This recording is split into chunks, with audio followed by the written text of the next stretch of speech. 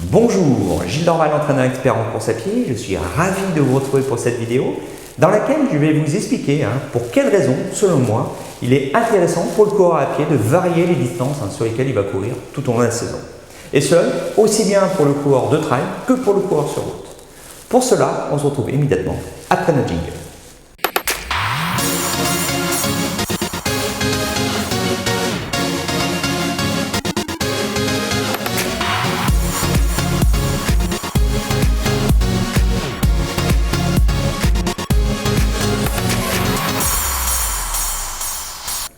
Alors avant que je vous explique pour quelles raisons il me semble intéressant que le coureur à pied varie les plaisirs tout au long de la saison, je tenais à rappeler que pour continuer à progresser en course à pied dans le temps, il était impératif de balayer l'ensemble des allures qui constituent la filière aérobie.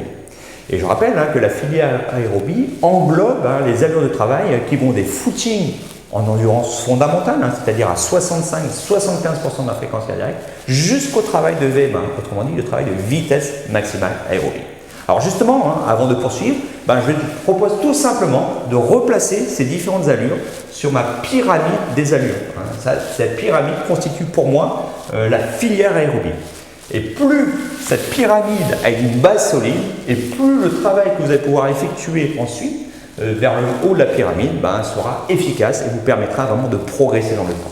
Donc, en bas de ma pyramide, ce qui constitue le socle, on va retrouver les footings en endurance fondamentale.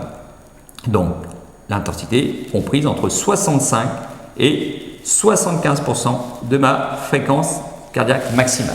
Donc ça, c'est la base de ma pyramide. Alors là, j'ai divisé ma pyramide en deux, vous allez comprendre pourquoi dans quelques instants. Ensuite, on va aller directement sur le haut de la pyramide. Donc là, on va retrouver le travail de VM. Donc là, on a vraiment les deux extrémités de la filière aérobie. Ensuite, vous avez les zones intermédiaires que moi j'intitule les zones de travail de fractionné allure modérée. Donc cette zone-là, je la divise en deux parties. Donc une partie où on va trouver des intensités d'effort comprises entre 80 et 85% de votre fréquence cardiaque maximale. Et puis la zone au-dessus, donc à 85-90% de votre fréquence cardiaque maximale. Hop, un petit L. Voilà. Alors dans ces zones, on va retrouver notamment dans la première partie de la zone de travail de fractionné allure modérée, on va retrouver mon allure spécifique 42 km. Ici, on va trouver mon allure spécifique 21 km. Et ici, dans une zone intermédiaire qui n'est pas encore vraiment du travail de BMA, mais qui n'est plus non plus du travail de fractionné allure modérée, on va trouver mon allure spécifique 10 km. Donc voilà, donc là on a vraiment la pyramide des allures que moi j'utilise lorsque je mets en place un plan préparation 10 km, semi-marathon, marathon. Et en fonction des séances que je vais proposer aux coureurs, je m'assure tout au long de ma préparation de balayer à un moment donné l'ensemble de ces zones de travail. Et justement, on va prendre par exemple le cas de quelqu'un qui prépare un 10 km. Et à travers les exemples que je vais vous donner, vous allez bien comprendre pourquoi il peut être intéressant de varier les plaisirs tout au long de la saison. Alors on commence par le coureur de 10 km.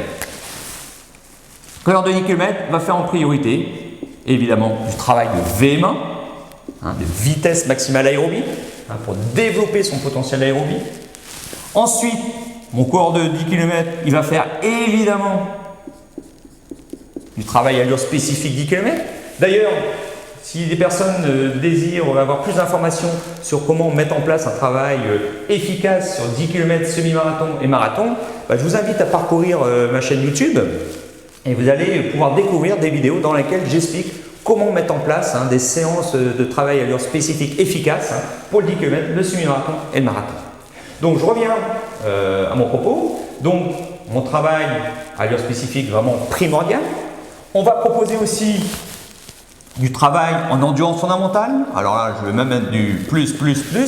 C'est vraiment la base.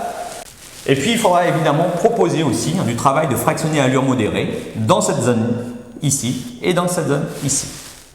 Voilà, donc là vous avez vraiment les critères à prendre en compte pour mettre en place vos séances et essayer d'équilibrer au mieux votre plan d'entraînement. Donc ça c'est pour quelqu'un qui prépare un 10 km. Mais si cette personne se contente uniquement d'enchaîner des 10 km, des 10 km, des 10 km, vous vous rendez compte que cette zone-là n'est pas souvent sollicitée. Moins que celle-ci et moins que celle-là. Alors si c'était un corps de demi-fond, travaillé essentiellement ici et là, ça ne serait évidemment pas un handicap insurmontable. Je vous rappelle que le travail spécifique 800 mètres, 1500 mètres, vous allez le retrouver encore au-dessus des intensités qui sont pratiquées lorsqu'on fait une séance de VM1. C'est encore un domaine physiologique qui est au-dessus de ma filière aérobie. Alors, donc, mon coureur de 10 km va travailler essentiellement ici, et ici un peu moins. Par contre, si ce même coureur de 10 km décide de faire de temps en temps un petit semi-marathon dans la saison, on va se retrouver avec le schéma suivant. Il va me faire évidemment du travail de VM1. Évidemment, il va faire beaucoup de travail aussi dans cette zone donc, de fractionné à l'heure modérée.